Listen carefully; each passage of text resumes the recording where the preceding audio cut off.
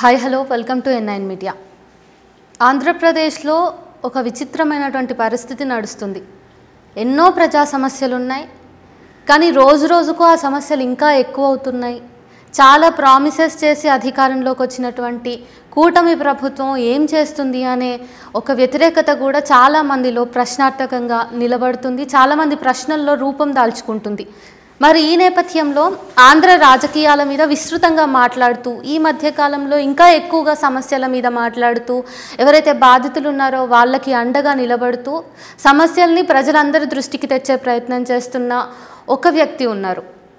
అయితే ఆయన వెనుక ఒక సిద్ధాంతం ఉంది, ఒక భావజాలం ఉంది, ఆంధ్ర ప్రజల్ని ఓన్ చేసుకున్నటువంటి తీరు ఉంది.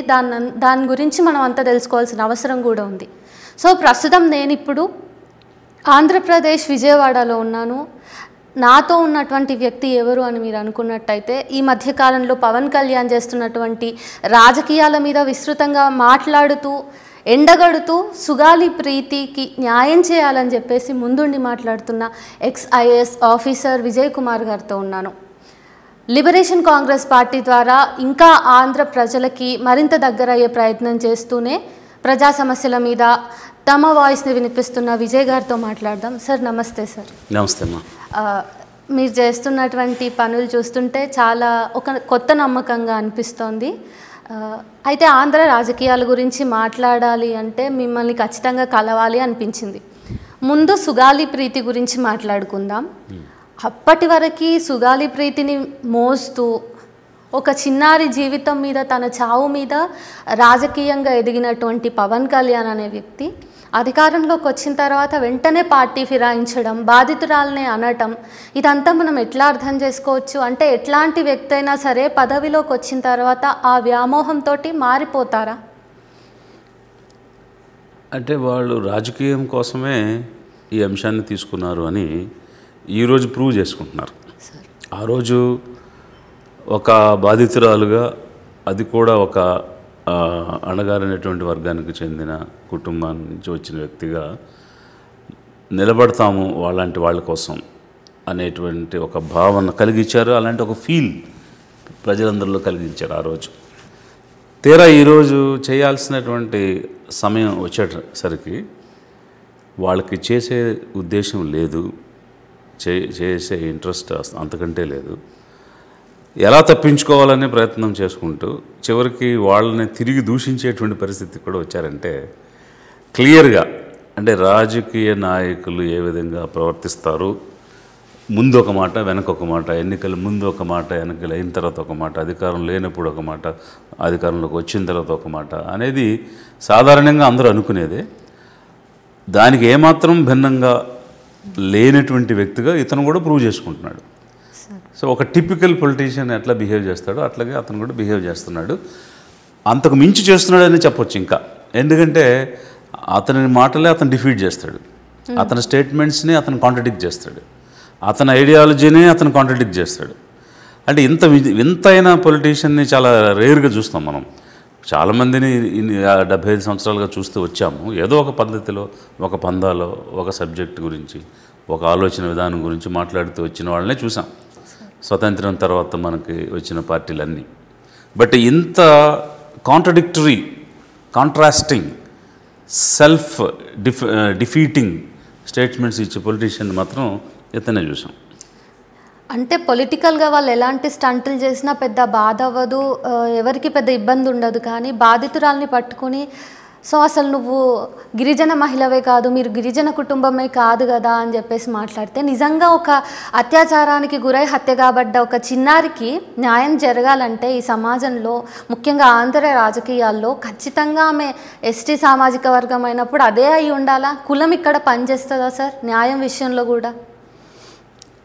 ఒక బాలికకు అన్యాయం జరిగింది, ఒక బాలిక జీవితం నాశనం అయింది. దానిని మనం అలా చూడొచ్చు కదా. అసలు ప్రతి అంశంలోనూ కులం అనే అంశం అనేటువంటి ప్రస్తావన ఏంటి?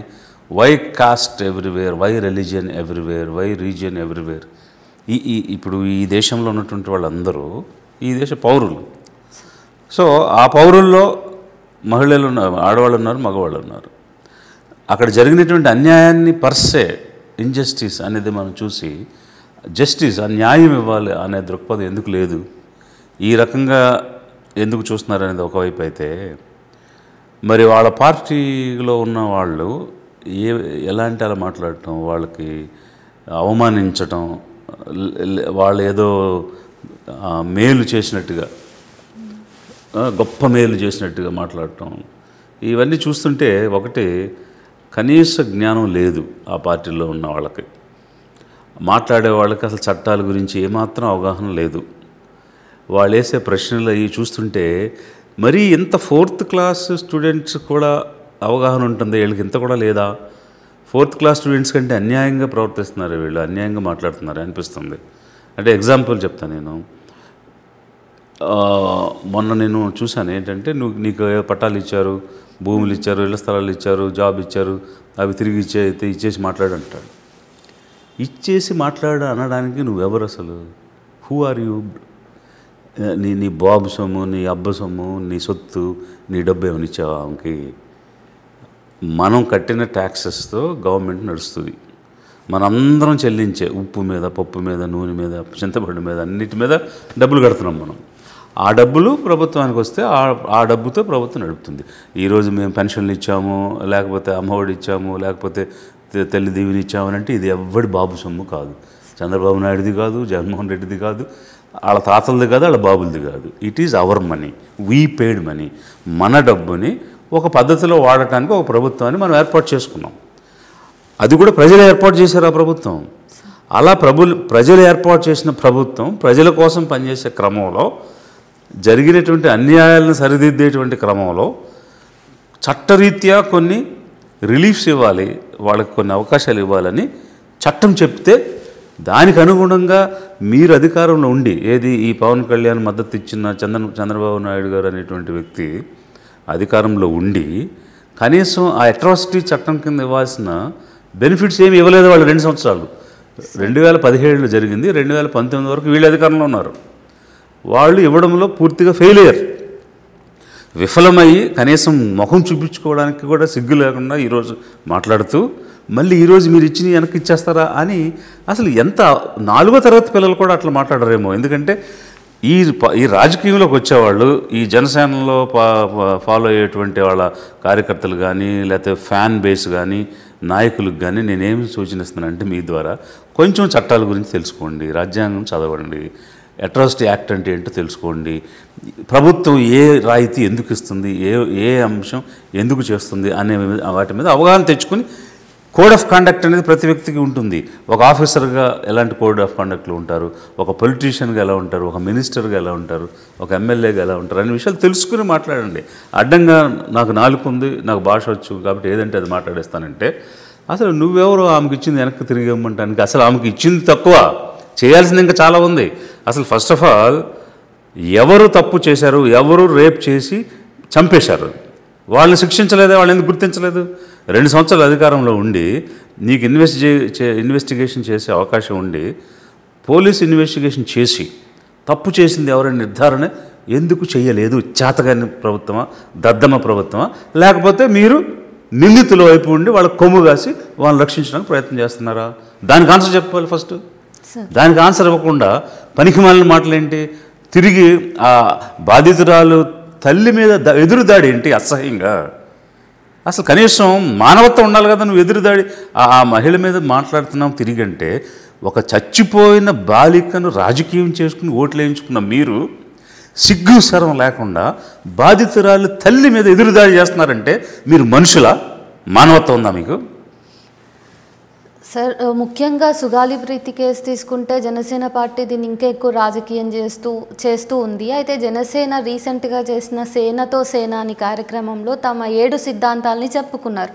అవి మాట్లాడితే వీళ్ళ రాజకీయాల మీద ప్రజలకు ఒక అవగాహన వచ్చే అవకాశం ఉంది. 7 సిద్ధాంతాలు ఏంటి అన్నవి నేను మీకు చెప్తా. మీరు ఆంధ్రాలో ఉంటున్నారు, ఆంధ్ర రాజకీయాల్లో ఉన్నారు కాబట్టి దానిలోని వాస్తవికత ఏంటో చెప్పండి. కులం అనే ప్రస్తావన లేకుండా జనసేన రాజకీయం చేయటమే వాళ్ళ సిద్ధాంతమట. ఆ తర్వాత మతం లేకుండా. ఇప్పుడు అసలు సేనతో సేన ఏంటి? ఈయన జనసేనలో భాగం కాదా? అసలు ఆ టైటిల్ ఏంటి దాని? అంటే అన్ని సినిమాలేనా? ఏది చేసినా సినిమాయేనా? ఏది చేసినా టైటిల్ ట్యాగ్ లైన్లేనా? ఎందుకంటే జనసేనలో భాగమే కదా అతను.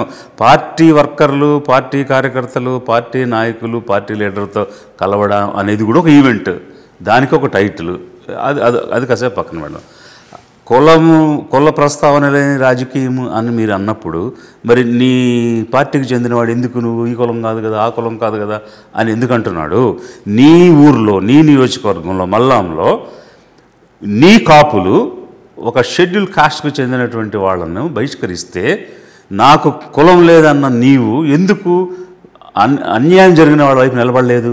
కేవలం నువ్వు కాపు కాబట్టి నీ కాపు కులం వాళ్ళకి కొమ్ము గాయడానికి, వాళ్ళకి మద్దతు పలకడానికి, వాళ్ళు అన్యాయం చేస్తే నీకు కనిపించదు. పంతం నానాజీ అన్నవాడు అన్యాయం చేస్తే నీకు కనిపించదు. నీ కమ్యూనిటీకి చెందిన కిరణ్ రాయల్ మాట్లాడితే నీకు కనిపించదు. అంటే నీ కమ్యూనిటీకి చెందిన వాళ్ళు ఏమైనా చేయొచ్చు.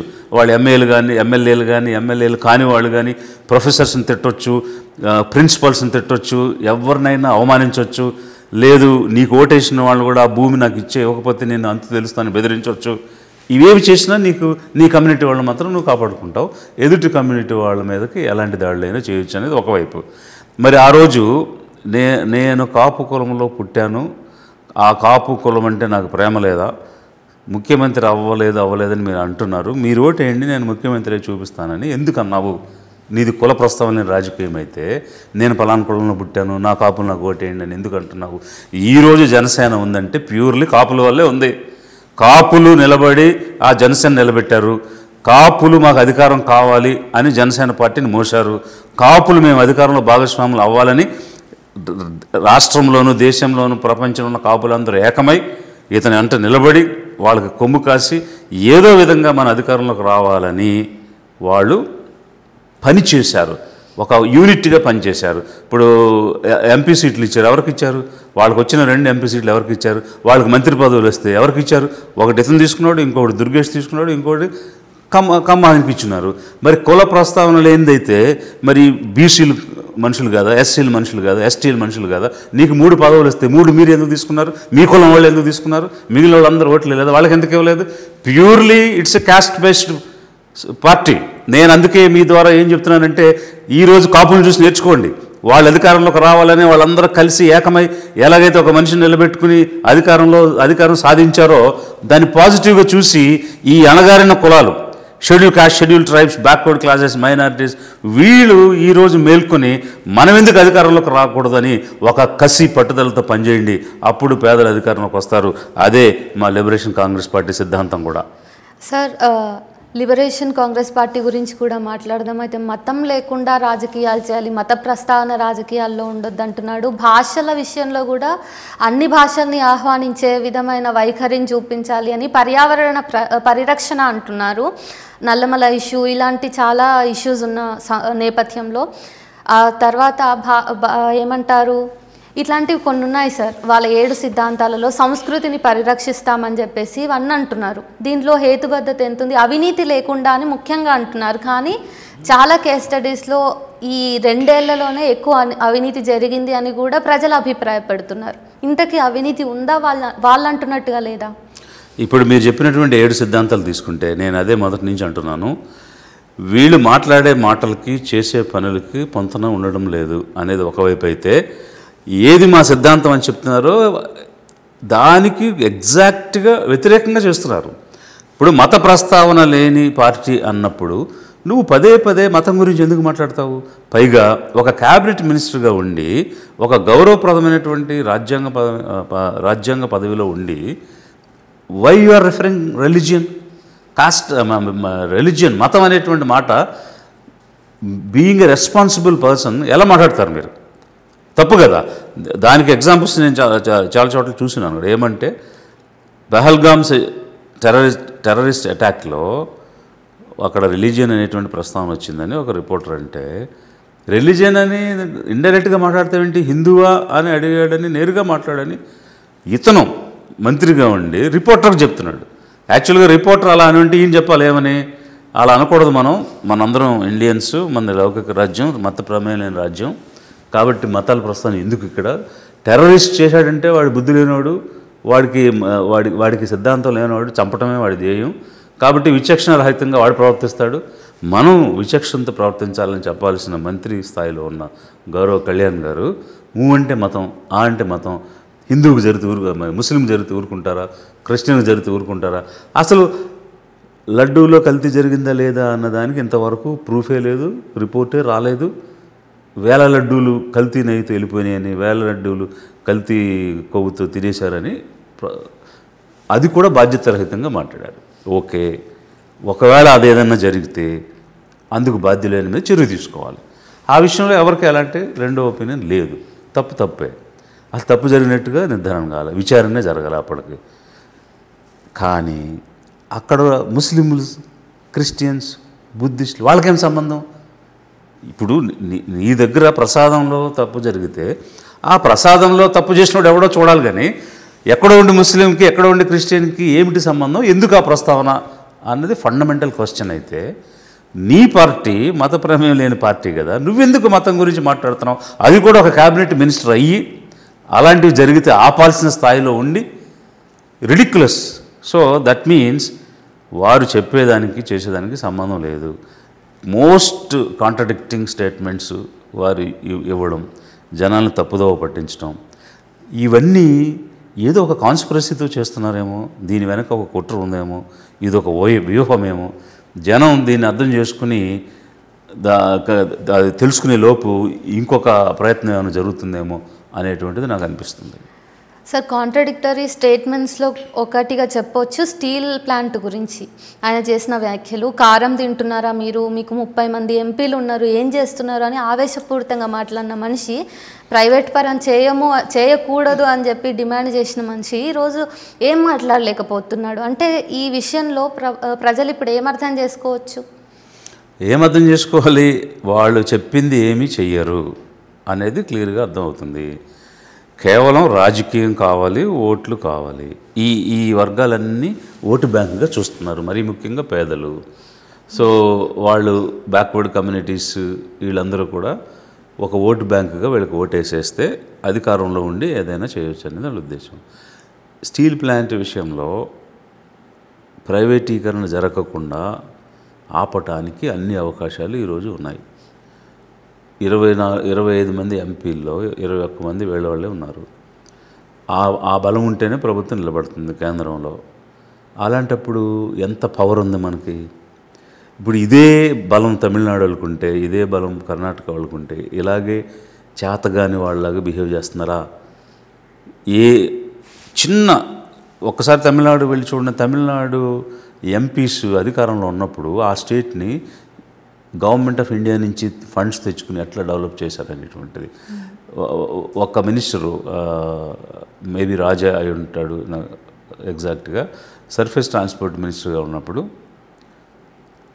ట్రిచీకి ఒక రింగ్ రోడ్డు, సేలంకి ఒక రింగ్ రోడ్డు, మదురైకి ఒక రింగ్ రోడ్డు, కోయంబత్తూర్కి ఒక రింగ్ రోడ్డు, ప్రతి డిస్ట్రిక్ట్ నుంచి డిస్ట్రిక్ట్కి వెళ్ళే రోడ్స్ అన్నీ నేషనల్ హైవేస్ చేశారు. ఈరోజు ఒక్కసారి రోడ్ నెట్వర్క్ తమిళనాడులో ఎట్లా ఉందో చూడండి. ఇవన్నీ ఎలా చేసుకోగలిగారు? వాళ్ళకి అవకాశం వచ్చింది, మన రాష్ట్రానికి కావాల్సిన నిధులు తెచ్చుకోవాలి, మన వాటా తెచ్చుకోవాలి, మన అభివృద్ధి చెందాలని. ఫ్యాక్టరీస్ ఇప్పుడు అక్కడ శ్రీపెరంబదూర్ దగ్గర కానీ, ఇటు గుడివంచేరి దగ్గర కానీ, మెడ్రాస్ చుట్టూ ఉన్నటువంటి అనేక రకమైనటువంటి ఇండస్ట్రియల్ సిటీస్, సో మెనీ. అంటే అంత డెవలప్మెంట్ ఎలా వచ్చింది? బికాస్ అక్కడుండే పొలిటీషియన్స్కి, ఎంపీస్కి మన రాష్ట్రాన్ని అభివృద్ధి చేసుకోవాలనేటువంటి తపన ఎక్కువ. మరి ఈరోజు నీకు 21 మంది ఎంపీలు ఉన్నారు, అందువల్లే బీజేపీ ప్రభుత్వం నడుస్తుంది అక్కడ. అలాంటి సందర్భంలో నీ స్టీల్ ప్లాంట్ని ఆపుకోవచ్చు, స్పెషల్ కేటగిరీ తెచ్చుకోవచ్చు, రైల్వే జోన్ తెచ్చుకోవచ్చు, రామాయపట్నం, దుగ్గరాజపట్నం పోర్టు తెచ్చుకోవచ్చు. ఇట్లా అనేక రకాలైన విభజన హామీలన్నీ తెచ్చుకునే అవకాశం ఉన్నా కూడా ఇక్కడున్న ఎంపీలు వాళ్ళ వ్యాపారాల మీద, వాళ్ళ సంస్థల మీద, వాళ్ళు ఎదగడానికి కావాల్సినటువంటి పైరవీల మీద వ్యవహారం చేసుకుంటున్నారు తప్ప ఈ 21 మంది ఎంపీలు మద్దతుతో కేంద్ర ప్రభుత్వం నడుస్తుంది కదా. ఈ సంవత్సర కాలంలో రాష్ట్రం కోసం ఏం చేశారు? ఒక్క మాట చెప్పమనండి. ఎంపీలు ఇది సాధించామని చెప్పమనండి. ఆ రోజు ఎంపీలే ఆ స్టీల్ ప్లాంట్ని సాధించారు. ప్రధానమంత్రి ఇందిరాగాంధీ గారి దగ్గరికి వెళ్ళి, మా ప్రాంతంలో పెద్ద ఫ్యాక్టరీస్ ఏమీ లేవు, ఆంధ్రప్రదేశ్లో అసలు లేవు, కాబట్టి తీర ప్రాంతానికి ఏదైనా ఇవ్వాలి అని చెప్పి ఎంపీలు వెళ్ళి అడిగితేనే 1972 ఫస్ట్ టైం ఆవిడ యాక్సెప్ట్ చేసి ఎయిటీస్లో ఫౌండేషన్ వేసి 90స్లో అది ఓపెన్ చేయడం జరిగింది. ఇది కేవలం అప్పుడున్న ఎంపీలు చేశారు ఆ ప్రయత్నం. కానీ ఈ రోజున ఎంపీలు బిజినెస్ పీపుల్ అంతా. వాళ్ళు డబ్బు ఎలా సంపాదించుకోవాలి, వాళ్ళ బిజినెస్ని ఎట్లా డెవలప్ చేసుకోవాలి, అందుకు పదవిని ఎట్లా వాడుకోవాలి, ఇదే జరుగుతుంది. గత 20 ఇయర్స్గా ఇక్కడి నుంచి ఎన్నికైనటువంటి ఎంపీలు అందరూ అదే పని చేస్తున్నారు. సో ఈరోజు అవకాశం ఉండి చేయడం లేదు.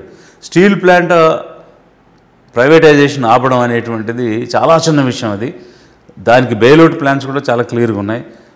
అది ఇప్పుడు డెట్ ట్రాప్లో ఉంది. వాళ్ళకి క్యాప్టివ్ మైన్ ఇవ్వలేదు, ప్రొడక్షన్ కాస్ట్ పెరిగిపోతుంది. వీటన్నిటి నుంచి బయటపడాలంటే చాలా సింపుల్. ఒక మైన్ కేటాయిస్తే ప్రొడక్షన్ కాస్ట్ తగ్గుద్ది, కాంపిటేటివ్ రేట్లో మార్కెట్లో అమ్ముకోగలుగుతారు. సేల్ ల్యాండ్ సంస్థకి ఇస్తే ఇప్పుడున్నటువంటి అప్పులు అబ్జర్వ్ చేసుకునే కెపాసిటీ వాళ్ళకు ఉంది. అది అబ్జర్వ్ చేసుకుని కొత్త నిధులు తెచ్చుకుంటారు.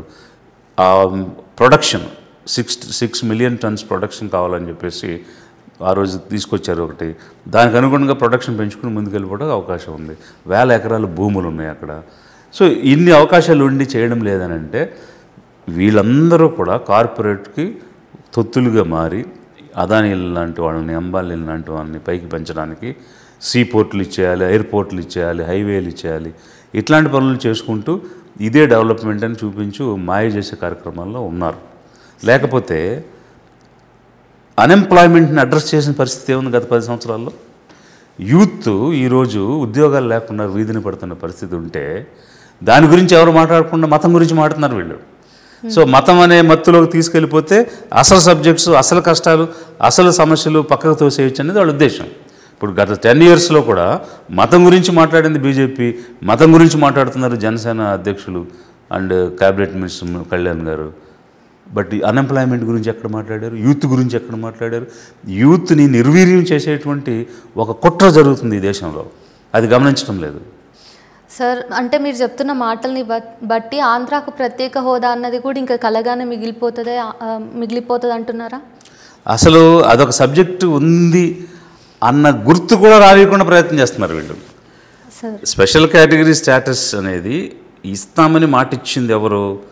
సాక్షాత్తుగా ఆ రోజు నేను ప్రధానమంత్రిగా చేయండి ఈరోజు ప్రధానమంత్రిగా ఉన్న గౌరవ మోడీ గారు ఎక్కడిచ్చారు? తిరుపతిలో దేవుడి సమక్షంలో, అంటే సాక్షాత్తు శ్రీ వెంకటేశ్వర స్వామి సన్నిధి అయినటువంటి తిరుపతిలో 5 సంవత్సరాలు కాదు 10 సంవత్సరాలు స్పెషల్ కేటగిరీ ఇస్తాము, స్టేటస్ మాకు ఓటేయండి అని అడిగారు. నేను మీ ద్వారా ఒక ప్రశ్న వేయాలనుకుంటున్నాను. అసలు ఈ మతం గురించి మాట్లాడే బీజేపీకి కానీ, ఈ మతం అని నోరు తెరిస్తే మాట్లాడే సనాతని కళ్యాణ్ గారికి కానీ దేవుడు అంటే అసలు మీకు భక్తి ఉందా? దేవుడు అంటే మీకు గౌరవం ఉందా? దేవుడు నిజంగా మీరు గౌరవిస్తారా? నిజంగా మీరు దేవుడిని గౌరవించేవాళ్ళే అయితే దేవుడి ముందు చేసిన ప్రమాణం నిలబెట్టుకోవాలి కదా.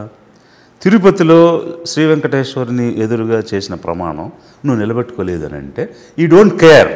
నేను వెంకటేశ్వర లేకపోతే బాలాజీ లేకపోతే ఇంకోట, I don't care, I want power. నాకు పవర్ వచ్చింది, అయిపోయింది. కాబట్టి మతం దేవుడు అనేది జనం కోసం, జనాల్ని మాయ చేసి మభ్యపెట్టి వాళ్ళు ఓట్లు వేయించుకోవడం కోసం ఈ మాట్లాడతాం మేము. బట్ నిజంగా అయితే మేము దేవుడిని గౌరవించాల్సిన అవసరం లేదు మాకు అని మీరే నిరూపించుకున్నారు.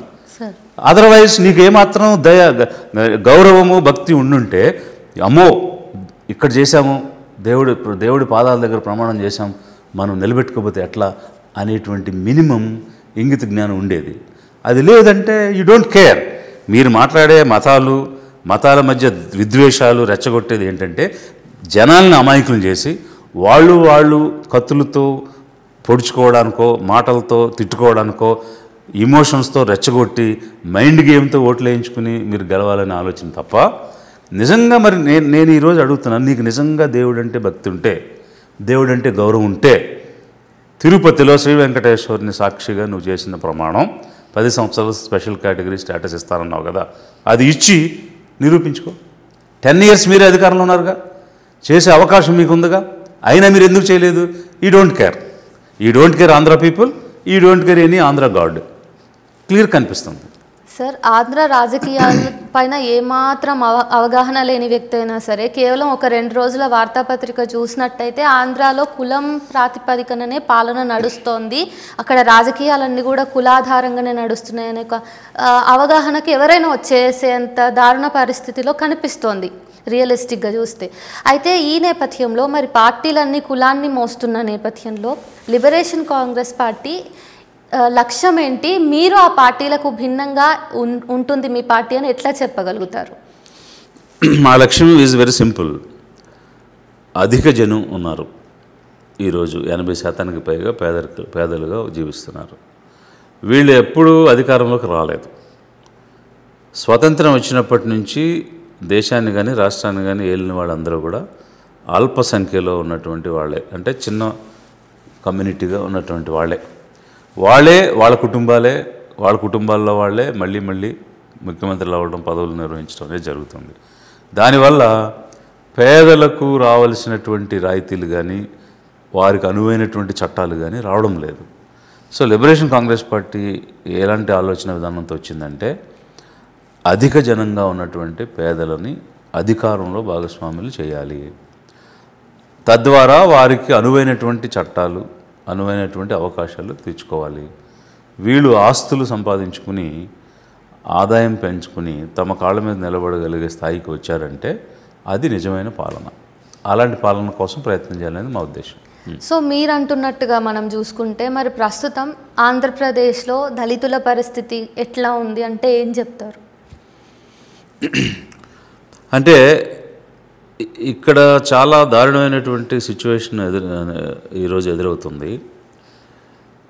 ఒక్క షెడ్యూల్ కాస్ట్ అనే కాదు, even other communities like schedule tribes కానీ, మైనారిటీస్ కానీ, బ్యాక్వర్డ్ క్లాసెస్, వీళ్ళంతా కూడా ఒక వల్నరబుల్ సిచ్యువేషన్లోకి వెళ్తున్నారు. ఈ బ్యాక్వర్డ్ కమ్యూనిటీస్ అన్నీ ఒక ఓటు బ్యాంకుగా మాత్రమే ఈ మిగిలినటువంటి వాళ్ళు చూస్తున్నారు. అందుకు ఎలా వీళ్ళని మభ్యపెట్టవచ్చు, ఎలా మాయ చేయొచ్చు, ఏమి చిన్న రాయితీలు ఇస్తే, అంటే ఇప్పుడు మనం కుక్కని మచ్చిక చేసుకోవాలంటే దానికి ఒక బిస్కెట్ వేస్తాం. సో అప్పుడు ఆ బిస్కెట్ తిన్న కుక్క ఏంటంటే విశ్వాసంగా ఉంటుంది, నాకు ఏదో పెట్టారనేటువంటి ఉద్దేశంతో.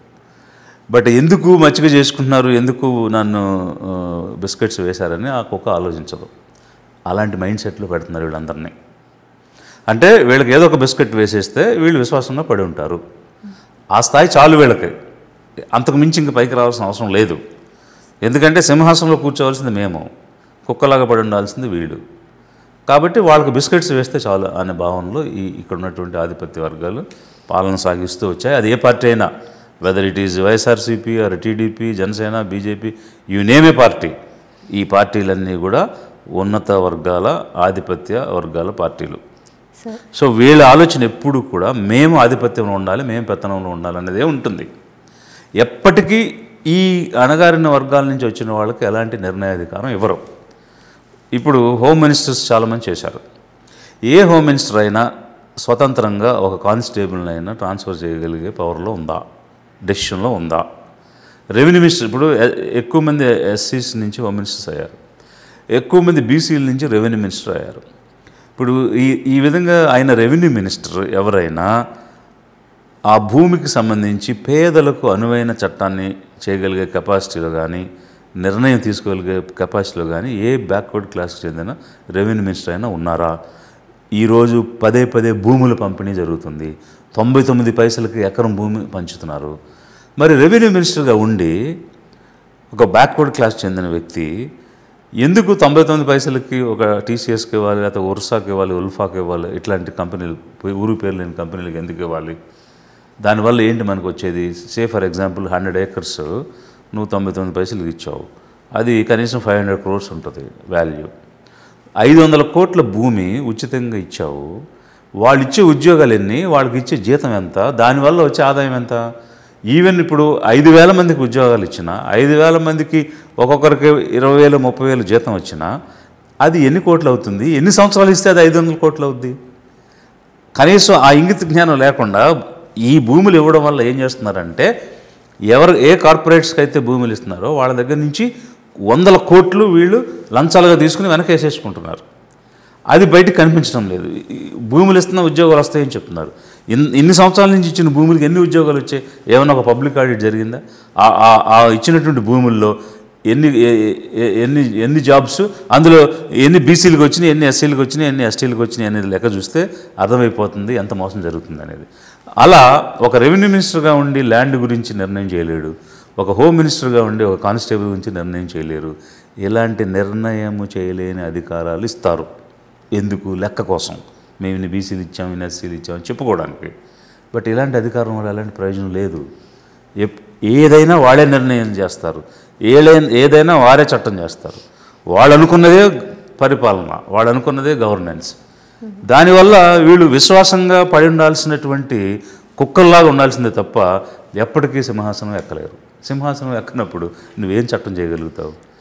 ఇదే లిబరేషన్ కాంగ్రెస్ పార్టీ ఆలోచన విధానం. అందుకోసమే పేద వర్గాలు, వెనుకబడిన వర్గాలు అధికారంలోకి వచ్చిన రోజే అన్నిటికీ పరిష్కారం దొరుకుతుంది. సార్, మీరు ఇందాక మాటల్లో జగన్మోహన్ రెడ్డి పార్టీ ప్రస్తావన తీశారు. నిజానికి ఆంధ్రాలో ఆయన ఒక ప్రతిపక్షంగా ఉండాల్సిన మనిషి పూర్తిగా మూగబోయి వాళ్ళ పార్టీ చేయాల్సిన బాధ్యత, వాళ్ళ గొంతును మీరెత్తుకున్నట్టుగా అనిపిస్తుంది సమస్యలన్నీ అడ్రస్ చేసే విధానంలో. మరి జగన్మోహన్ రెడ్డి కానీ ఆయన ఒక ప్రతిపక్ష నేతగా ఆయన ఉనికి లేదంటారా? ఈ విషయంలో ఈ బ్యాక్వర్డ్ కమ్యూనిటీస్ అర్థం చేసుకోవాల్సిన విషయం ఒకటి ఉంది. ఏంటంటే ఇప్పుడు ఫర్ ఎగ్జాంపుల్ ఇందాక ఎస్సీస్ గురించి అడిగారు మీరు. ఎస్సీస్ విషయంలో తెలుగుదేశం పార్టీ బాగా వ్యతిరేకంగా ఉంటుంది. సో అప్పుడు వీళ్ళు ఈ షెడ్యూల్ కాస్ట్ కమ్యూనిటీకి చెందిన వాళ్ళు ఏమనుకుంటారంటే టీడీపీ వాళ్ళు ఎవరు మనకు సరిగ్గా చేయటం లేదు, సో మనకున్న ఆల్టర్నేటివ్ వైసీపీ, అంతకుముందు కాంగ్రెస్, ఇప్పుడు వైసీపీ. సో అందుకనే టీడీపీ ఏమనుకుంటుందంటే వీళ్ళు ఎలాగో మనకు ఓట్లేరు, వీళ్ళ కోసం మనం ఏం చేయాలి, ఎంతవరకు విభజిస్తే అంత బాగుంటుంది, ఎంత డివిజన్ చేస్తే అంత బెటరు, వీళ్ళు ఐకమత్యంగా ఉండకుండా ఉండడానికి వాళ్ళని పలు కారణాలతోటి వాళ్ళని డివైడ్ చేసేస్తే బాగుంటుందని వాళ్ళు అనుకుంటారు. వైసీపీ ఏమనుకుంటుందంటే వాళ్ళు ఎలాగో టీడీపీకి వెళ్ళరు కాబట్టి మాకే వేసి తీరాలి, ఎక్కడికి పోతారు వీళ్ళు, మాకే ఏం చేస్తారు, కాబట్టి వాళ్ళు ఎయిరని ఏమి చేయట్లేదు, వీళ్ళు ఎవరి కోసం వేస్తాడని వీళ్ళు ఏమి చేయడం లేదు. సో ఓవర్ ఏ పీరియడ్ ఏం జరుగుతుందంటే నష్టపోతుంది ఈ ఎస్సీ ఎస్టీలు. అది గమనించాలి, ఈ కమ్యూనిటీస్ గమనించాలి. అందుకే నేనేమంటానంటే ఈ ఆధిపత్య వర్గాలకు చెందిన పార్టీలు ఎవ్వరూ కూడా మనసా వాచ కర్మేణ ఈ వర్గాలకు, మన పేద వర్గాలకు, వెనుకబడిన వర్గాలకు ఏమీ చెయ్యరు, వాడుకుంటారు, యూస్ చేసుకుంటారు అంతే. అధికారంలో ఉండడానికి ప్రయత్నం చేస్తారు. 80% మనం ఉండి 80% ఓట్లు మనం అయ్యి ఉండి మనం సీట్లో కూర్చోవలసిన దగ్గర ఎవరినో కూర్చోబెట్టడం ఏంటి? ఈ 70 సంవత్సరాలుగా ఎవరికి వేసాం ఓట్లు? మన మీద పెత్తనం చేసేవాడికి వేసామా, లేకపోతే మనకు కావాల్సినవి అందించి మనల్ని ఆస్తిపరులు చేసేవాడికి వేసామా? మన మీద పెత్తనం చేసేవాడిని, మన మీద రుబాబు చేసేవాడిని, మనల్ని అణిచేసేవాడికే మనం ఓట్లు వేస్తున్నాం. అది గమనించాలి. సో అలా YSRCP is no way different. ఇవన్నీ హెజమనిక్ క్లాస్, ఇవన్నీ పెత్తందారులు, పెత్తనం కోసం, ఆధిపత్యం కోసం పోరాడే కమ్యూనిటీస్ అండ్ ఫ్యామిలీ పార్టీస్. అందువల్ల ఆ ఫ్యామిలీ పార్టీస్ ఇప్పుడు రాజశేఖర రెడ్డి తర్వాత జగన్మోహన్ రెడ్డి, లేకపోతే షర్మిలారెడ్డి, లేకపోతే ఇంకో రెడ్డి, ఎన్టీ రామారావు తర్వాత చంద్రబాబు నాయుడు, లేకపోతే ఇంకో నాయుడు, ఇంతే చౌదరి. So 2 families. ఈ 2 ఫ్యామిలీసే ఈ రాష్ట్రాన్ని ఎన్ని సంవత్సరాలు పరిపాలించాలి? అంటే ఇక మిగిలినటువంటి కోట్ల మంది జనంలో ఎవడో తెలివైన వాడు లేడు, చదువుకున్నవాడు లేడు, పరిపాలించగలిగే సత్తా ఉన్నవాడు లేడు, ఆ రకమైన జ్ఞానం కలిగినవాడు ఎవడు లేడు. ఈ రాష్ట్రం గోడిపోయింది. అందుకనే కేవలం 2 కుటుంబాలకే నిరంతరంగా అధికారం ఇవ్వడం అనేది జరుగుతుంది. ఇవన్నీ జనం ఆలోచించాలి. ఆలోచించి ఇంతవరకు జరిగిన తప్పు, హిస్టారికల్గా జరిగిన మిస్టేక్స్ని కరెక్షన్ చేయాలి.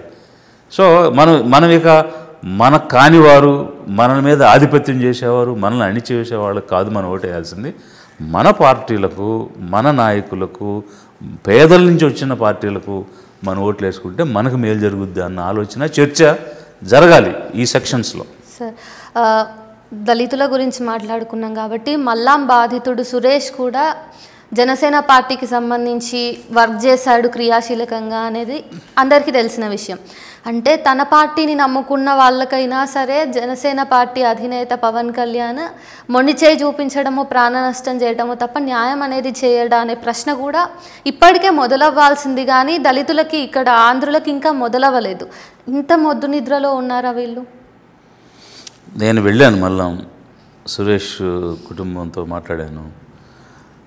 కనీసం అతను ఎమ్మెల్యేగా ఉండి ఆ నియోజకవర్గానికి ప్రభుత్వం నుంచి రావాల్సిన రాయితీలు కనీసంగా ఇప్పించలేదు. ఒక యాక్సిడెంట్లో చనిపోయాడు ఒకరోడు. ఆ జనసేన పార్టీ కార్యకర్తగా ఉన్న ఐడెంటిటీ కార్డు తప్ప వేరే ఇంకేం లేవు అతని దగ్గర. అతను విశాఖపట్నం వెళ్ళి అక్కడ ఒక కాపు చనిపోతే ఆయనకి డబ్బులు ఇప్పించాడు శ్రీకాకుళం. కావలి వెళ్ళి అక్కడ ఒక కాపు అతను చనిపోతే ఎవడో చంపేశాడు యాక్సిడెంట్లోనూ, అక్కడ 50 లక్షలు ఇచ్చాడు. పార్టీ తరఫున వాళ్ళు డబ్బులు ఇచ్చింది కూడా చచ్చిపోయినటువంటి కాపు కమ్యూనిటీకి చెందిన వాళ్ళకి ఇచ్చారు తప్ప యాక్సిడెంట్గా ఒక కాపు ఇంట్లో పనిచేస్తూ చనిపోయిన సురేష్కి పైసా ఇవ్వలేదు.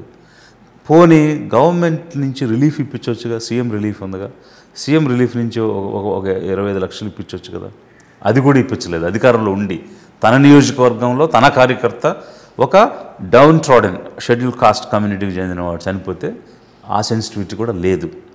మేము వెళ్ళి ఆ పక్కన యానంలో ఉన్నటువంటి కృష్ణారావు గారు అనే ఎక్స్ మినిస్టర్, ఆయన ఒక వితరణ చేసి నేను మాట్లాడినటువంటిది అది వీడియోలో చూసి ఇమీడియట్గా నాకు కబురు పెట్టి ఆ ఫ్యామిలీని పిలిపించి అప్పటికప్పుడు ఈ బీసీ సంఘాలు, ఎస్సీ సంఘాలు, ఎస్టీ సంఘాలు అందరూ కలిసి పోగు చేసి ఒక 2 లక్షల రూపాయలు ఆ రోజు ఇచ్చాం. అది తప్ప ఎవడు ఏమి ఇవ్వాల ఆ కుటుంబానికి పిలిచి. మరి ఇప్పుడు సింహాచలంలో చనిపోతే వాళ్ళకి ఒక 25 లక్షలు ఇచ్చారు, గోడ కూలి చనిపోతే అది యాక్సిడెంటే. ఇతను కరెంట్ షాక్ అయి చనిపోయాడు, ఇతను యాక్సిడెంటే. మరి ఆ ప్రాణానికి ఉన్న విలువ ఈ ప్రాణానికి ఎందుకు లేదు? ఆ డిస్క్రిమినేషన్, ఆ వివక్ష ఎందుకు చూపిస్తున్నాడు ఈ మంత్రి, ఈ ప్రభుత్వం? ఇవి ప్రాణాలు కాదు, ఈ ప్రాణాలంటే వీళ్ళకి లెక్క లేదు. వాళ్ళ దృష్టిలో ఇవి ఓటింగ్ యంత్రాలు తప్ప జీవం ఉన్న ప్రాణాలు కాదు. అది అర్థం చేసుకోవాలి ఈ schedule caste, schedule tribe, backward class communities, minorities అర్థం చేసుకోవాలి. మనం ఎంతకాలం వాళ్ళకి ఓట్లు వేసినా మనల్ని విశ్వాసంగా పడి ఉండే కుక్కల్లాగా ఉండమంటారు తప్ప మనకి అధికారం ఇవ్వడం కానీ అవకాశం కానీ ఇవ్వరు. దీన్ని గమనించాలి. ఇది ఒక రకమైన ఐడియాలజీ, అదొక రకమైనటువంటి బ్రాహ్మణికల్ మనుయిజం. అది సార్, అంబేద్కర్ కోనసీమ జిల్లాలో ఒక పోస్టర్ కలకలం రేపింది పవన్ కళ్యాణ్ పుట్టినరోజు సందర్భంగా. అంటే అది డైరెక్ట్గా అంబేద్కర్ గారిని దూషిస్తూ ఆయనను అవమానపరుస్తూనే కాక ఆ జిల్లాలో ఉన్నటువంటి దళితుల ఆత్మగౌరవం మీద దెబ్బ. అది దాన్ని మనం ఎట్లా అర్థం చేసుకోవచ్చు, రానున్న కాలంలో దళితుల పరిస్థితి ఎట్లా మారుతుంది అనే దానికి అదొక మోడల్గా నిలబడుతుందా అంటే మీరేం చెప్తారు? ఇప్పుడు అంబేద్కర్ నేమ్ అండ్ ఫేమ్ ఎవడు టచ్ కూడా చేయలేరు. ఎందుకంటే he's bigger than anybody in this country. He's an international figure. ఆయన పేరు మీద స్కూల్స్ ఉన్నాయి, కాలేజెస్ ఉన్నాయి, యూనివర్సిటీస్ ఉన్నాయి, ఎయిర్పోర్ట్స్ ఉన్నాయి, రోడ్స్ ఉన్నాయి, టౌన్స్ ఉన్నాయి, కాలనీస్ ఉన్నాయి, విలేజెస్ ఉన్నాయి, సిటీస్ ఉన్నాయి. ఇలా ఒక కంట్రీలో దేశ విదేశాల్లో యూనివర్సిటీలో చైర్స్ ఉన్నాయి, ట్రస్ట్లు ఉన్నాయి, అంటే చెప్పడానికి అన్లిమిటెడ్ ఉందన్నమాట. అలాంటి వ్యక్తి ఏదో ఒక జిల్లాకి వాళ్ళ పేరు పెట్టిన ఆ పేరుని వీళ్ళు పాడు చేయాలనుకున్న అవివేకం, ఎలాంటి విజ్ఞత లేనటువంటి ఆలోచన. నేను అదే అన్నాను కదా, they are 4th class students కంటే హీనంగా ఉన్నారు వీళ్ళు. సో ఇప్పుడు అది ఒక వైల్డ్ ఫైర్, దాన్ని టచ్ చేస్తే ఆ ఫైర్ ఇంకా పెరుగుద్ది తప్ప వీళ్ళ చేత కాదు. అలాంటి ఆలోచన ఎవడన్నా చేసినా ఏదో మేము అంబేద్కర్ని అవమానించాం లేదా చెప్పులు దండ వేసాం అని చెవు కట్ చేసాం అనుకున్నా అది మిమ్మల్ని మీరు తగ్గించుకుని మిమ్మల్ని మీరు అవమానించుకోవడం, మీ అవివేకాన్ని ప్రదర్శించుకోవడం తప్ప మరొకటైతే కాదు. అసలు దాని గురించి మాట్లాడే సబ్జెక్టే కాదు ఇది. అయితే ఫ్లెక్సీ విషయానికి వస్తే నేనేం చెప్తానంటే, జనసేన పార్టీ అన్నది పవన్ కళ్యాణ్ అనేటువంటి ఒక వ్యక్తి రాజకీయంగా ఎదిగి చంద్రబాబు నాయుడు అనేటువంటి ఒక వ్యక్తిని నిలబెట్టడానికి పెట్టిన పార్టీ. సో అతని కళ, Martin Luther king junior had a dream, I have a dream అని వైట్ హౌస్ దగ్గర అంటే వాషింగ్టన్ డీసీలో లింకన్ మెమోరియల్లో ఒక స్పీచ్ ఇస్తాడు 1963లో. ఏమనంటే ఐ హ్యావ్ ఎ డ్రీమ్. ఏంటి ఆ డ్రీమ్ అంటే, ఈ నల్ల జాతిగా ఉన్న వాళ్ళు వివక్షకు గురవుతున్నారు. మిసిసిపి, మిస్సోరీ ఇట్లా అన్ని ప్లేసెస్లో ఉన్న నల్లవాళ్ళు తెల్లవాళ్ళు కలిసి కూర్చుని మాట్లాడుకుని కలిసి జీవించే రోజు రావాలని నేను కలగంటున్నాను, సమానత్వం రావాలని కలగంటున్నానని ఆయన కలగన్నాడు. అలాంటి కళ గౌరవ కళ్యాణ్ గారికి కూడా ఉంది. అది ఏమిటి అని అంటే, 23 సీట్లకే పరిమితం అయిపోయాడు ఇతను. అసలు ఇతను 14-19 మధ్య సీఎంగా ఉన్నప్పుడు మళ్ళీ గెలిపించాలని విశ్వ ప్రయత్నం చేశాడు. ఆ విశ్వ ప్రయత్నంలో భాగంగా మాయావతి కాళ్ళ మీద పడి సాష్టాంగ నమస్కారం చేసి ఎలియన్స్ పెట్టుకున్నాడు. ఎందుకంటే బీసీ మైనారిటీ ఎస్సీ ఎస్టీ ఓట్లు చీల్చి అవతల పార్టీ గెలవకుండా మళ్ళీ టీడీపీఏ గెలవాలని ఒక ప్రయత్నం చేసి కమ్యూనిస్టులతో బీఎస్పీతో కలిసి పోటీ చేస్తే పాచికలు పారలేదు.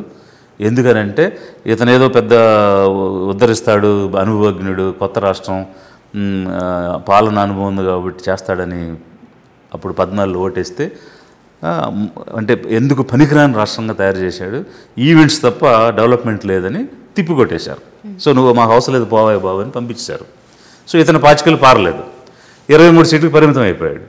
ఎలా పైకి తీసుకురావాలి ఇతన్ని అని తన ఫ్యాన్స్ని, తన కాపు కమ్యూనిటీని పూర్తి స్థాయిలో వాడేసుకుని, అంటే వాడకం అంటే పీల్చి పిప్పి చేసి వాళ్ళందరినీ చంద్రబాబు కోసం పనిచేసి అతన్ని అధికారంలో తీసుకునేటువంటి కలగన్నాడు, తెచ్చాడు. సో అతని కళ నెరవేరిపోయింది. అతని డ్రీమ్ ఈయన సీఎం అయిపోయాడు. సో ఈ కళ నెరవేరిపోయింది. పార్టీతో పని ఏముంది? పార్టీ ఉంటే ఏంటి, మండిపోతే ఏంటి? సో అది నడిస్తే ఏంటి, చేస్తే ఏంటి, ఎలా పోయినా ఏం కాదు. అందుకనే ఇలాంటి వివక్షపూరితమైనటువంటి విచక్షణ రాహిత్యమైనటువంటి చర్యలు. అందుకే నువ్వు సైలెన్స్లు తీసి తిరగండి, మీరు ఎదురుదాడి చేయండి అని. అంటే పార్టీని నిలబెట్టేవాడు ఎవడో, నడిపించేవాడు ఎవడో ఈ రకమైనటువంటి కామెంట్స్ చేసి ఇండిసిప్లైన్గా నడవండి అని ఎవడో నేర్పించడం. ఇంత ఇండిసిప్లైన్గా ఉండండి, మీరు బరి తెగించేయండి మీరు అని నేర్పిస్తున్నాడు. అని అంటే పార్టీని చంపేద్దాం అనేటువంటి ఆలోచనతో ఉన్నాడు. ఈ జనసేన పార్టీలో ఉన్నవాళ్ళు యూత్ మరి ముఖ్యంగా గమనించాల్సిన విషయం ఏంటంటే మీ భవిష్యత్తు పాడైపోతుంది. యుక్త వయస్సుని నిర్వీర్యం చేయడానికి ఒక కుట్ర చేస్తున్నారు. దీనివల్ల ఏమవుతుంది అని అంటే మీరు సైలెన్స్లు తీసేసి తిరగడం వల్ల, ఎదురుదాడులకు తిరగటం వల్ల ఎవరు తిరుగుతారు? అతను కమ్యూనిటీకి చెందినటువంటి కాపులో, లేకపోతే ఆయన మంత్రి పదవులు ఇచ్చిన కమ్మవాళ్ళో కాదు, మిగిలినటువంటి బీసీ మైనారిటీ ఎస్సీలే తిరుగుతారు. తిరిగి వీళ్ళ జీవితాలు పాడు చేసుకుంటారు.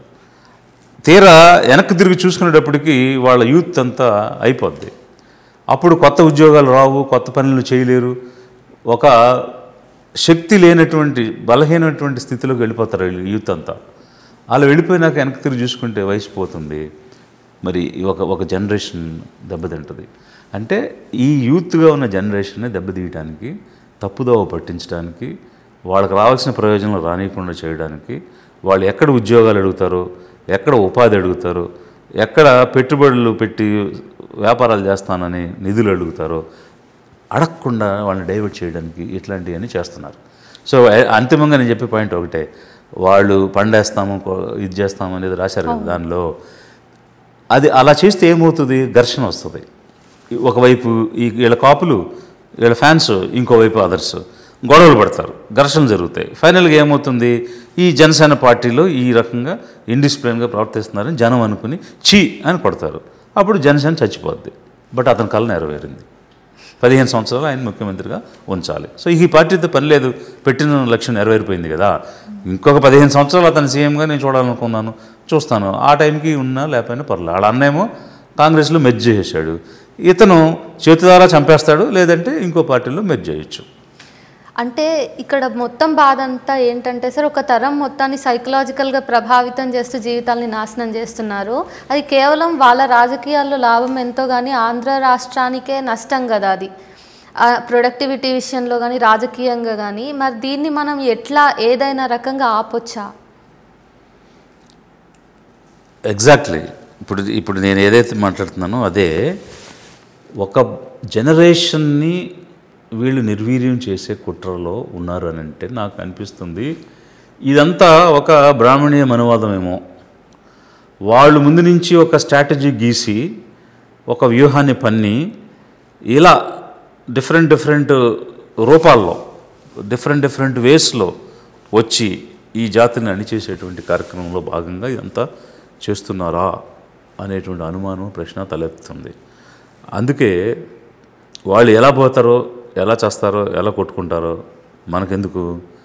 మనము ఒక పేద వర్గాలకు చెందిన వ్యక్తులుగా, బ్యాక్వర్డ్ కమ్యూనిటీస్గా అప్రమత్తంగా నడవాల్సిన అవసరం ఉంది. ఎస్పెషల్లీ యూత్ ఇప్పుడు 10 సంవత్సరాలు జనసేన పార్టీ వచ్చాక ఈ 10 సంవత్సరాల్లో కార్యకర్తలకు ఏం జరిగింది, యూత్కి ఏం జరిగింది, ఇప్పుడు అధికారంలోకి వచ్చింది పార్టీ, అంతకుముందు 5 సంవత్సరాలు తెలుగుదేశానికి మద్దతు ఇచ్చారు, అప్పుడు ఉన్నారు. మరి యూత్ కోసం ఏం చేశారు?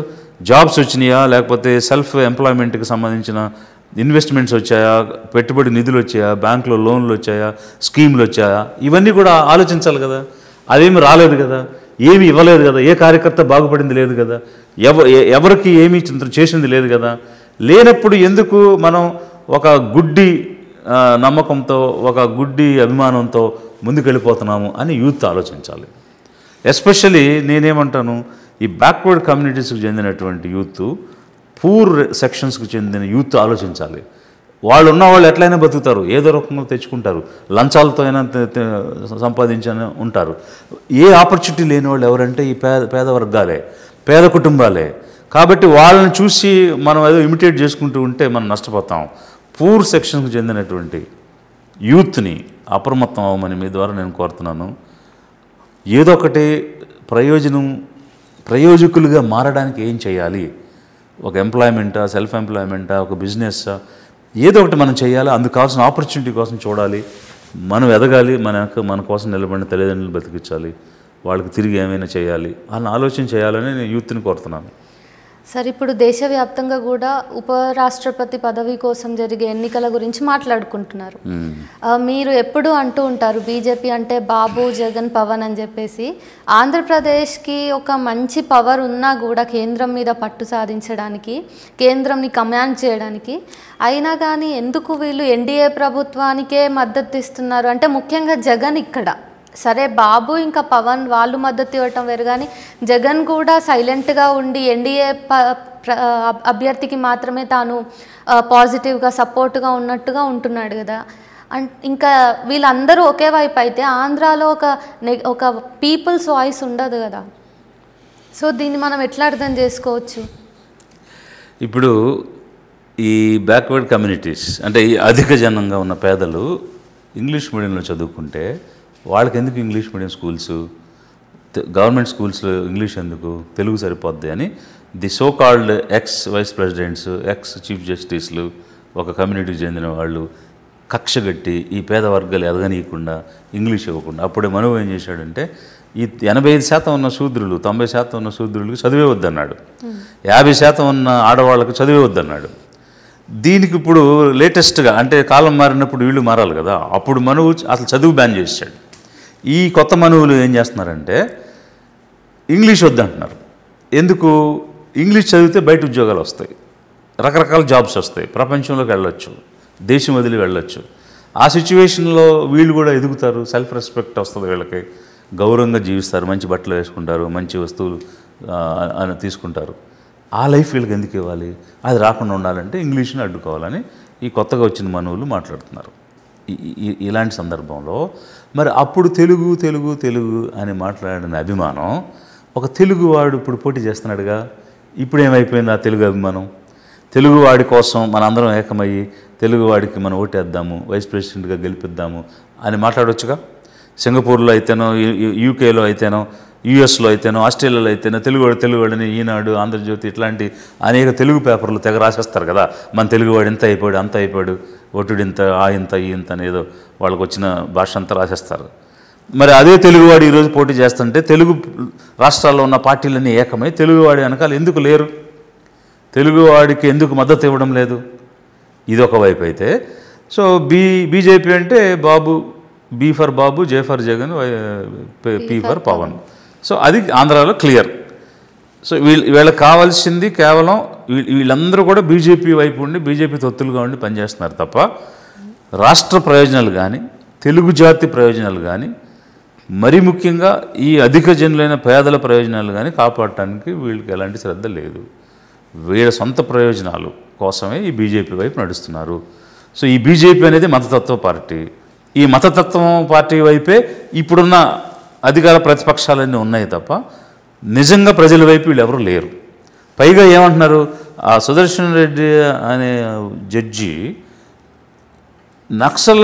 నక్సల్స్కి ఫేవర్గా ఉన్నాడు అని సాల్వా హోమ్ మినిస్టరు సాల్వా జుడుం కేసులో ఇచ్చిన ఈ తీర్పుని కోట్ చేస్తారు. అసలు నక్సలిజం ఎందుకు వచ్చింది?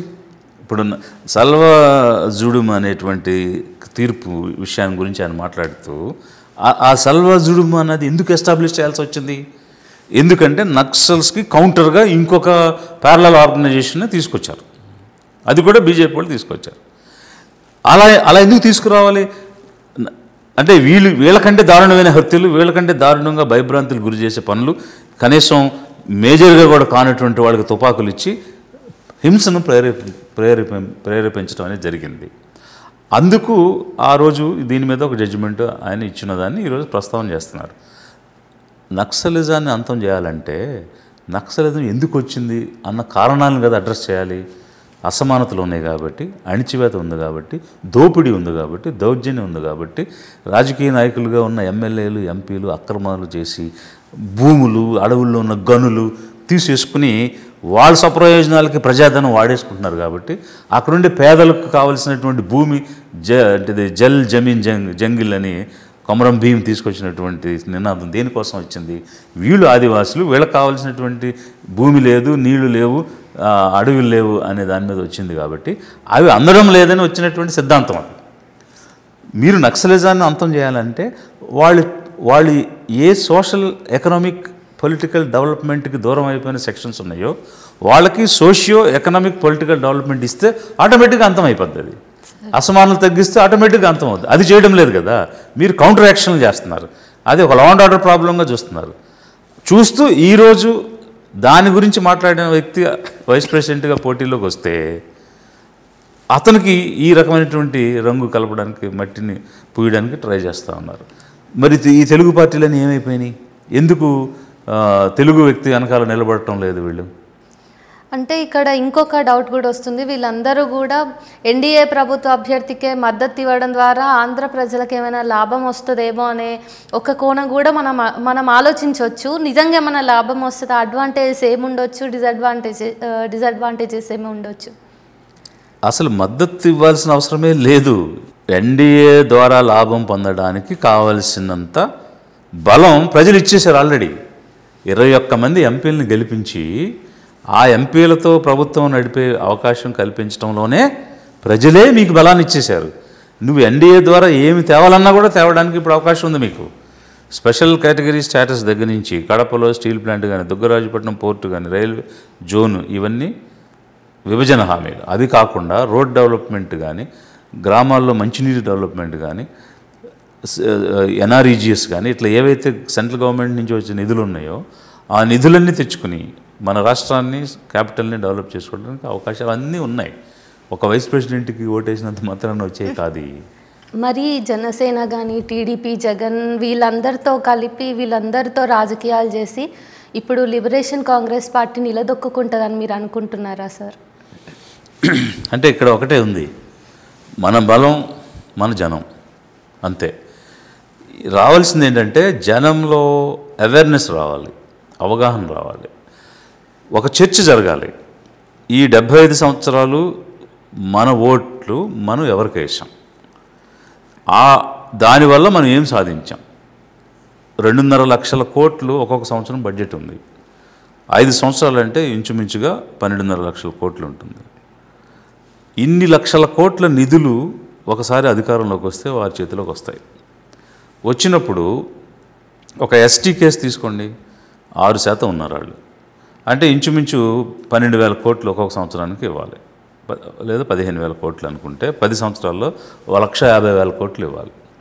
మరి ఈ 10 సంవత్సరాల్లో 1,50,000 కోట్లు కేవలం ఎస్టీల కోసం ఖర్చు పెట్టి ఉండుంటే, వాళ్ళు నివసించే ప్రాంతాల్లో కావాల్సిన రోడ్లు కానీ, డ్రైనేజీలు కానీ, మంచినీరు కానీ, వారు చేసే వ్యవసాయానికి కానీ, వారు చేసే పెట్టుబడులకు కానీ, ఈ 1,50,000 కోట్లు, 1 కోటి కాదు, 2 కోట్లు కాదు, 1,00,000 కాదు, 1,50,000 కోట్లు నిధులు ఈ కమ్యూనిటీకి కనుక ఖర్చు పెట్టుంటే ఎంత బాగుపడి ఉండేవాళ్ళు. ఆ పని వాళ్ళు ఎందుకు చేయడం లేదు? ఈ డబ్బు అంతా ఎందుకు డైవర్ట్ చేస్తున్నారు? చిత్తశుద్ధి లేదు. అన్నింటికి మించి వీళ్ళకి ఏదో బిస్కెట్ పడేస్తే చాలు, వాళ్ళకి ఆస్తులు ఎందుకు, భూములు ఎందుకు, వ్యాపారాలు ఎందుకు అనే ఆలోచన వీళ్ళది. అందువల్ల మనకు రావాల్సింది ఎంతో ఉంది, కానీ మనకు ఇచ్చేది చాలా కొంచెం అన్న విషయం వీళ్ళు గ్రహించాలి. గ్రహిస్తే ఇన్ని లక్షల కోట్లకి మనకు ఎంటైటిల్మెంట్ ఉంది, మన వాటాగా రావాల్సిన నిధులు ఉన్నాయి, అవి మనకు రావడం లేదు. మనం అధికారంలోకి వస్తే తప్ప మనకు రావు, ఇంకెవరి వల్ల కాదు. ఇన్నాళ్ళు మనం ఓట్లు వేసి సీట్లు వాళ్ళకి ఇచ్చాం, వాళ్ళు అధికారంలో ఉన్నారు, మన ఓటు మనం వేసుకుంటే మనకు అధికారం వస్తుంది అన్న చర్చ జరిగి ఒక ఆలోచన కనుక, అవేర్నెస్ కనుక వస్తే మన జనమే మన బలం. 80% మంది ఉన్నారు ఎస్సీ బీసీ మైనారిటీ ఎస్టీలు, వాళ్ళు ఓట్లు వేస్తే ఖచ్చితంగా 2029లో లిబరేషన్ కాంగ్రెస్ పార్టీ ద్వారా పేదల నాయకత్వంలో ప్రభుత్వం ఏర్పడడానికి అవకాశం ఉంది. ఒక్కసారి పేదల నాయకత్వంలో ప్రభుత్వం ఏర్పడితే అసలు పాలన ఎలా ఉంటుంది, ఎలా ఈ వర్గాలకు మేలు చేయొచ్చు, ఎలా వీళ్ళని ఆస్తిపరులు చేయొచ్చు, ఎలా వీళ్ళకి అవకాశాలు ఇవ్వచ్చు అన్నదానికి ఒక విత్తనం వేయడం అనేది జరుగుద్ది. ఒకసారి విత్తనం వేస్తే చెట్టు పెరుగుద్ది, ఎంతోమందికి ఫలాలు ఇస్తుంది, నీడనిస్తుంది. అలాంటి ఒక ప్రయత్నం మనం సిన్సియర్గా చేద్దామని ఈ లిబరేషన్ కాంగ్రెస్ పార్టీ తెచ్చాం. అయితే రాజకీయ ఔత్సాహకులు అంటున్న మాట ఏంటి అంటే, ఐఏఎస్ ఆఫీసర్లు ఎవరైతే రాజకీయాల్లోకి వచ్చారో వాళ్ళు చాలా వరకు నిలదొక్కుకోలేకపోయారు రాజకీయంగా. మరి వాళ్ళకి రాజకీయాలు రావా, లేకపోతే ఈ వ్యవస్థ అట్లా తయారైందా? ఎగ్జాంపుల్గా కూడా మనకి జయప్రకాష్ నారాయణ్ జేడీ ఉన్నారు, అన్నామలై ఏమో తమిళనాడు నుంచి ఉన్నారు, తెలంగాణ నుంచి ఆర్ఎస్ ప్రవీణ్ ఉన్నారు. సో ఇవన్నీ కేస్ స్టడీస్గా తీసుకుంటే ఎట్లా అర్థం చేసుకోవచ్చు సార్? అంటే ఈ ఆఫీసర్స్కి కానీ సివిల్ సర్వెంట్స్కి రాజకీయాలు కరెక్ట్ కావేమో అనే అభిప్రాయం కూడా ఉంది చాలామందికి. ఇప్పుడు మీరు చెప్పిన పేర్లన్నింటిలో ఒక జయప్రకాష్ నారాయణ తప్ప మిగిలినందరూ కూడా జస్ట్ అవర్ కాంటెంపరీస్, నిన్నగాక మొన్న వచ్చిన వాళ్ళే. వాళ్ళ జర్నీ ఎలా ఎటువైపు వెళ్తుంది, సక్సెస్ ఆఫ్ ఫెయిల్యూర్ అనేది ఇప్పుడే చెప్పలేం. బికాజ్ అందరిది ఇప్పుడే స్టార్ట్ అయింది, ఒక 2-3 years డిఫరెన్స్తో. జయప్రకాష్ నారాయణ మాత్రం చాలా కాలం నుంచి ఉన్నారు, ఒక ఎమ్మెల్యేగా అవ్వగలిగారు, ఆ తర్వాత ఆయన విరామం తీసుకున్నారు.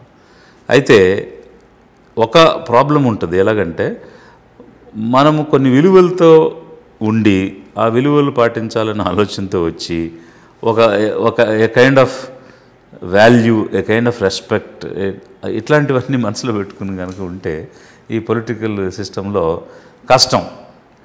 అయితే అంత మాత్రం చేత మన విలువలు వదులుకోవాల్సిన అవసరం అయితే లేదు, మన గౌరవాన్ని కోల్పోవాల్సిన అవసరం అయితే లేదు. కష్టపడి పనిచేయాలి.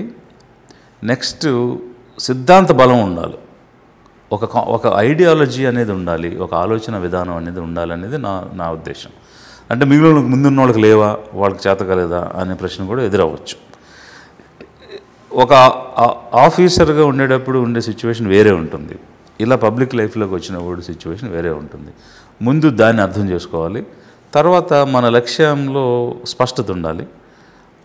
అది మేలు ఏ మేరకు జరుగుద్ది, ఎంత లార్జర్ సెక్షన్కు జరుగుద్ది అన్న దృక్పథం కూడా ఉండాలి. సో ఈరోజు మేము వచ్చినటువంటి ఆలోచన ఏంటంటే 80% పైగా ఉన్న ప్రజల కోసం, మరీ ముఖ్యంగా పేదల కోసం వచ్చిన్నాం. So it's a big group, big number. So పేదలకు న్యాయం జరుగుద్ది ఈ లిబరేషన్ కాంగ్రెస్ పార్టీ వస్తే అన్న ఆలోచన జనంలో వచ్చింది అని అంటే ఇక ఏది ఆపలేదు దాన్ని. అది ఒక ఉవ్వెత్తిన కెరటంలో లేస్తుంది, ఒక ఉప్పెనలా వస్తుంది. ఆ ఫీల్, ఆ ఎమోషన్, ఆ పట్టుదల జనంలోకి వచ్చింది అని అంటే డెఫినెట్గా సక్సెస్ అవ్వడానికి అవకాశం ఉంటుంది. బట్ అది అర్థం చేసుకుని వాళ్ళందరినీ రీచ్ అవ్వడం, వాళ్ళకి అవగాహన కల్పించడం, అన్నింటికి మించి నమ్మకం కల్పించడం అనేది చాలా కష్టమైన చర్య. ఎందుకు నమ్మకం అనే పదం వాడాల్సి వచ్చిందంటే గతంలో జరిగినటువంటి ప్రయోగాల్లో వాళ్ళు రకరకాల పొరపాట్లు చేయడం అవ్వచ్చు, రకరకాల దారులు మార్చుకోవడం అవ్వచ్చు. ఇట్లాంటి సందర్భంలో వీళ్ళు ఉంటారా, పోతారా, నిలబడద్దా, నడవదా అనేటువంటి డౌట్స్ ఉంటాయి. సో అందుకే ఇప్పుడు చాలామంది ఈ బ్యాక్వర్డ్ కమ్యూనిటీస్ నుంచి వచ్చిన వాళ్ళు ఉన్నారు. అయితే ఆఫీసర్స్గా పనిచేసి వచ్చిన వాళ్ళు ఉన్న అధికారాన్ని వదిలేసి వచ్చిన వాళ్ళు, ఏదో ఒకటి సంపాదిస్తే, ఏదో ఒకటి సాధిస్తే పదవి దొరుకుద్దని వచ్చేది ఇంకో రకంగా ఉంటారు. బట్ ఇక్కడ ప్రజలు అర్థం చేసుకోవాల్సింది, ఉన్న అవకాశాలు, అధికారాలు వదిలి జనం కోసం, జాతి కోసం పనిచేయాలని వచ్చాము. జాతి ఆదరణ, జనం ఆదరణ అనేది దొరికింది అని అంటే డెఫినెట్గా అది జనానికే మేలు జరుగుద్ది, జాతికే మేలు జరుగుద్ది. అలాంటి ఒక నమ్మకం కలిగించడానికి ప్రయత్నం చేస్తున్నాము. ఆ నమ్మకంతోనే గెలుస్తామని ఉన్నాం మేము.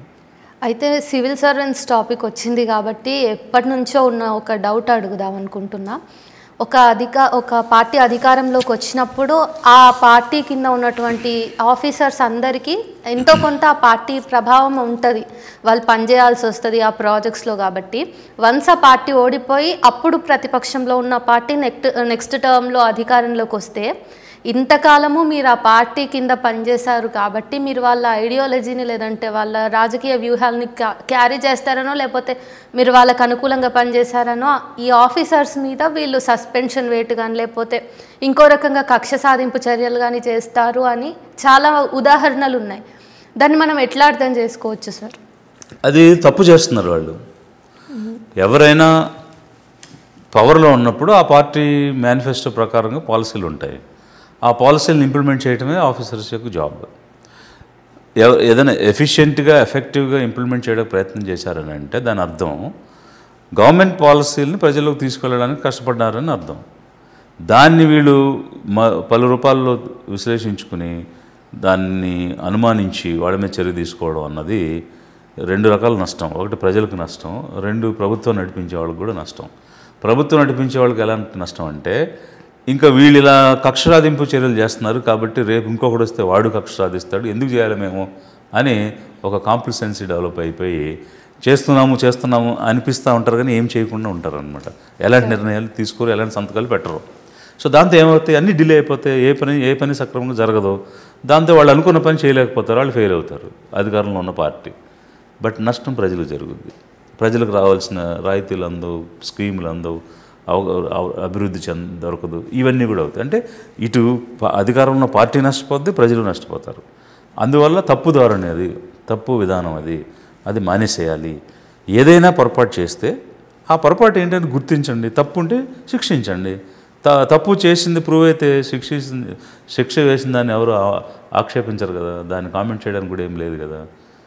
అలాంటిది మానేసి ఇలా కక్ష సాధించడం, ఆఫీసర్స్ని అడ్మినిస్ట్రేషన్లో ఉన్న వాళ్ళని రెండు వర్గాలుగా విభజించడం, అది అధికారంలో ఉన్న పార్టీకే నష్టం. ఎందుకంటే వాళ్ళ ఉద్యోగం వీళ్ళు తీసేయలేరు. నువ్వు ఎన్ని రోజులు జైల్లో పెట్టినా తిరిగి రావాల్సిందే, జీతం ఇవ్వాల్సిందే. తప్పు తేలకపోతే మొత్తం తిరిగి ఇవ్వాల్సిందే. సో ఇప్పుడు జైల్లో పెట్టిన వాళ్ళది కూడా ఎవరిది ఇంతవరకు తప్పు తేలలేదు. ఒక రిపోర్టర్ అడుగుతున్నాడు నన్ను, సార్ తప్పు చేసిన వాళ్ళని మరి శిక్షించకూడదా అని. తప్పు చేసాడని ప్రూవ్ చేస్తే జైలు అయ్యా కాదని ఎవడు అన్నాడు. బట్ ఒక ఆఫీసర్ని తీసుకెళ్ళి జైలు పెట్టడం ఏంటి, తప్పు ఒప్పో తెలియకుండా? అతను ఎక్కడ పారిపోతాడు? అతను మీకు సహకరించడా, లేకపోతే మీకు కావాల్సినటువంటి ఇన్ఫర్మేషన్ ఇవ్వడా? పదవిలో లేనివాడు ఎలా సాక్ష్యాలు తారుమారు చేస్తాడు? నిన్నటిదాకా ఒక డీజీపీగా ఉన్న వ్యక్తిని ఈరోజు నువ్వు జైల్లో పెట్టించి ఏం సాధించావు? సో బ్యాడ్ సిగ్నల్స్ పంపిస్తున్నారు మీరు, బ్యాడ్ మెసేజ్ పంపిస్తున్నారు మీరు. అంతేకాదు రేపు యూత్ ఇన్స్పైర్ అయ్యి మేము సివిల్ సర్వీస్లోకి రావాలి, ఐఏఎస్ ఐపీఎస్ అవ్వాలి అనుకునే వాళ్ళని కూడా మీరు ఒక బ్యాడ్ మెసేజ్ ఇస్తున్నారు. ఇప్పుడు మీరు జ్యుడిషియల్ కస్టడీలో పెట్టి జైల్లో పెట్టిన వాళ్ళు రేపు తప్పు లేదని తేలేక ఏం ఆన్సర్ ఇస్తారు మీరు? So it's bad trend, bad message. తప్పు చేస్తున్నాయి ప్రభుత్వాలు. సార్ అయితే ఈ నేపథ్యంలో మీరు సైద్ధాంతికంగా ముందుకెళ్తున్నారు కాబట్టి లిబరేషన్ కాంగ్రెస్ పార్టీ తర్వాతి కార్యాచరణ ఎట్లా ఉంటుంది? ఇదే ఇప్పుడు ఇంతకుముందు కూడా మాట్లాడాం మనం. We want to build the party in a proper way. Grass root level నుంచి, గ్రామ స్థాయి నుంచి రాష్ట్ర స్థాయి వరకు పార్టీ నిర్మాణం అనేది పక్కాగా చేయాలి. అది బూత్ లెవెల్ కానీ, విలేజ్ లెవెల్ కానీ, మండల్ లెవెల్ కానీ, ఇట్లా డిఫరెంట్ కమ్యూనిటీస్ని ఏర్పాటు చేయాలి. వీళ్ళు ప్రజలకు, పేద వర్గాలకు చెందిన వాళ్ళకు కావాల్సిన సేవలు, ముఖ్యంగా లీగల్ సర్వీసెస్ కానీ, ఎక్కడ గొడవలు జరిగినప్పుడు, కేసులు వచ్చినప్పుడు, పోలీసుల దగ్గరికి వెళ్ళినప్పుడు కావాల్సిన అసిస్టెన్స్ కానీ, revenue, land related, other schemes related issues, అర్హత ఉండి పథకాలు రాకపోతే, అన్యాయం జరిగితే, వివక్షకు గురైతే, పనిగట్టుకుని టార్గెట్ చేసి వీళ్ళకి ఏమి అందనీయకుండా చేస్తే, ఇట్లాంటి అంశాలన్నింటిలో కూడా మనం సర్వీస్ ఇవ్వాలి, సపోర్ట్ ఇవ్వాలి, నైతిక బలం ఇవ్వాలని పార్టీ నిర్మాణం చేస్తున్నాం. సో ఏ విధంగా అంటే మన పార్టీ కార్యకర్తలు, నాయకులు అన్యాయం జరుగుతున్న ప్రజల వైపుకి వెళ్ళి వాళ్ళకి న్యాయం జరిగే విధంగా వీళ్ళు సపోర్ట్ చేస్తారు. అట్లా పార్టీ బిల్డ్ చేసుకుంటూ 29 ఎన్నికల్లో పోటీ చేయాలనే ఉద్దేశం. All the very best sir. And చివరి ప్రశ్న, సుగాలి ప్రీతికి న్యాయం జరిగే విషయంలో అందరం కూడా ఎదురు చూస్తున్నాము. వాళ్ళ తల్లి మాత్రమే కాకుండా సో అది లాస్ట్కి రాజకీయాలన్నీ సుగాలి ప్రీతి కేసుని ఎటు తీసుకెళ్తాయి అంటే ఏం చెప్తారు? ఒకటైతే చాలా క్లియర్గా ఉంది, తెలుగుదేశం గవర్నమెంట్లో ఉన్నప్పుడు ఇది జరిగింది. వాళ్ళు నిందితుల వైపు ఉన్నారు, వాళ్ళకి శిక్ష పడనీయకుండా అన్ని స్థాయిల్లోనూ మేనేజ్ చేయడానికి ట్రై చేశారు. అందువల్లే డిఎన్ఏ మ్యాచ్ అవ్వలేదని, లేకపోతే సాక్ష్యాలు దొరకలేదని ఇట్లాంటి సాకులన్నీ చెప్తున్నారు. నిజంగా న్యాయం జరిపించాలి, నిందితులకు శిక్ష వేయించాలి అనుకుంటే అది చాలా ఈజీగా, అంటే చాలా డెఫినెట్గా చేయగలిగే కార్యక్రమం. ఇప్పుడున్నటువంటి ప్రభుత్వాన్ని మనం ఏం డిమాండ్ చేస్తున్నామంటే ఒక మల్టీ డిసిప్లినరీ టీమ్ని వేయండి. అందులో పోలీస్ ఇన్వెస్టిగేషన్తో పాటు forensic, medical, education department, social welfare department, అలాగే సైకాలజీ, ఇలా మల్టీ డిసిప్లినరీ టీంని పెట్టి డే టు డే బేసిస్ మీద ఇన్వెస్టిగేషన్ చేయించండి. వెస్ట్ బెంగాల్లో ఒక డాక్టర్ జరిగినప్పుడు ఎలా డే టు డే అప్డేట్స్ తోటి ఇన్వెస్టిగేషన్ జరిగిందో అలా ఒక కొరాబరేటివ్ ఎవిడెన్స్ తీసుకుని ఇన్సిడెంట్ ఏ విధంగా జరిగింది అనేది సీన్ రికన్స్ట్రక్షన్ చేసి ఇన్వెస్టిగేషన్ చేస్తే ఎవరు చేశారు తప్పు, అక్కడ ఏం జరిగింది అనేది తెలిసిపోతుంది. అక్కడ అసలు ఆ స్కూల్లో సపరేట్గా బెడ్రూమ్స్ పెట్టాల్సిన అవసరం ఏంటి, ఒక లగ్జరీ బెడ్రూమ్స్ లేడీస్ హాస్టల్ పక్కన ఎక్కడో పెట్టుకోవాల్సిన అవసరం ఏంటి, విత్ ఇన్ ది క్యాంపస్ ఎందుకు, ఎవరెవరు వచ్చిపోతున్నారు, ఎవరెవరు వచ్చి ఉండేవాళ్ళు, ఎందుకు ఇది జరిగింది, ఇవన్నీ కూడా బయటకు వచ్చేస్తాయి. ఆ యాజమాన్యంలో ఉన్నవాళ్ళే చేశారా, లేకపోతే వాళ్ళు ఇన్వైట్ చేసిన వాళ్ళు వచ్చి అక్కడ ఏమైనా చేశారా, హత్యకు కారణం ఏంటి, రేపుకు కారణం ఏంటి, ఎవరు దానిలో ఇన్వాల్వ్ అయ్యారు, ఈ విషయాలన్నీ కూడా బయటకు వస్తాయి. వీళ్ళకి చేయాలనేటువంటి శ్రద్ధ లేదు.